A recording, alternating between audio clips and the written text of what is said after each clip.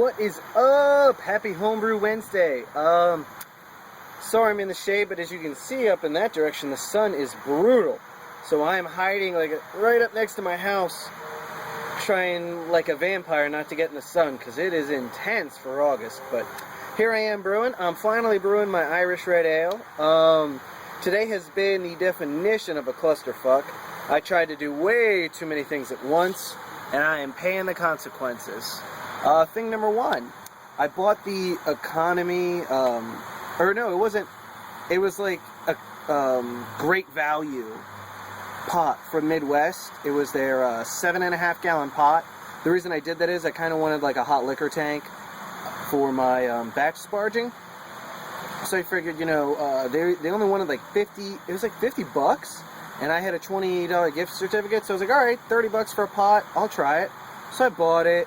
I put on a valve, an old ball valve that I had, and the first time I go to use it, the ball valve is like shaking around. And I know when I screwed the ball valve in, like I barely got it to screw in. So it was tight. So what does that mean? It means that the metal they used is shit. It is absolute shit. And you know the funny part is, when I looked at the bottom of it, it says Made in China in big letters. And I'm just like, you know what, Midwest? If you're going to claim you're like a, you know, heartland kind of establishment, that's fine. But don't claim that and then have 95% of your products, your, you know, value products, the stuff you make yourself, be from fucking China. Or at least tell me that. I mean, especially when the reason I bought it was because it said it was steel. Again, steel. Because I've been reading all the things about how bad aluminum pots are for you, and even though the FDA allows aluminum pots, we really shouldn't be using them, because my other hot liquor tank is aluminum. Well, guess what? That aluminum is stronger than your steel, Midwest, so explain that shit to me. So that's disaster number one. Disaster number two, I'm working on cutting coffee out of my diet, because I drink 6 cups a day, and that's a little too much. As you can see by my eyes, I haven't had any cups of coffee today, so I am not running on all cylinders, even though my rant is in epic mode. So, while I was getting my water ready for my mash, I did 11 times 8 cups. Normally I do whatever my total pounds is times 1 quart, which is 4 cups. But today I wanted to do a little more because let's see if I can get the light a little better, guys. I want to do a little more, and the reason for that is I'm using all leaf hops today. So the last time I did leaf hops, they suck up a ton of water. So I've got about 9 pounds in this recipe. So I was like, you know what? Instead of doing 9 quarts, why don't I do 11 quarts? And the reason for that is to account for the leaf hops sucking up a lot of water. You know, rehydrating. So instead of doing 4 cups, I did 8 cups because I was just so groggy in the morning. Just wasn't thinking. And it didn't hit me until I was right about to start my boil. I started to pour in my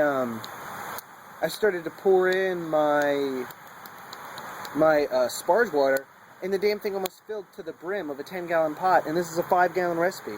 And it just hit me. And I was like, let me go look at my notebook, and I saw right there, 1 quart is 4 cups, and I was like, fuck. I did 1 quart is 8 cups. Son of a bitch. So just fuck. That's all I can say. It was just like epically sadness. So, let's see. I'm going to put some other things in this video, so I don't want this part to go on too long, but it's been a disaster. So this red ale is probably not going to get shipped to anyone unless it's a champion and somehow overcomes all of my screw-ups. But it is what it is, so hopefully I'll add additional videos at the end of this to bring the positive value back to my videos. Alright guys, so here is this. There's the full view, the economy, or it's not, I keep saying economy, it's like the value pot from Midwest. But if you see, here's the problem. If I try to, see how the valve like shakes a little? It's kind of hard to see, but it wiggles. Oh, that's a better view. See how it wiggles at the joint there? That's because the steel here is real thin.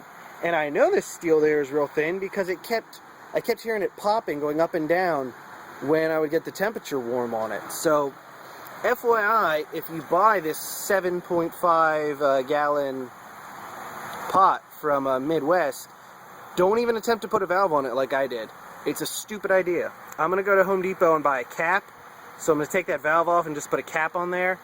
And so that'll basically plug up the hole, but I'm basically out, you know, either 30 or 40 bucks, and that pretty much sucks. I don't like to lose money. I'm an accountant, so, you know, that's annoying. But FYI, those pots from Midwest are absolute shit. Don't buy them. Don't waste your money. There's a reason why this is my favorite pot. This is my Blickman Boilermaker. It's just amazing. I mean, this pot, I've dropped it. My kid has freaking gone to town on it with a baseball bat. This pot is amazing. It's so good. That little thermometer right there, the valve, all money.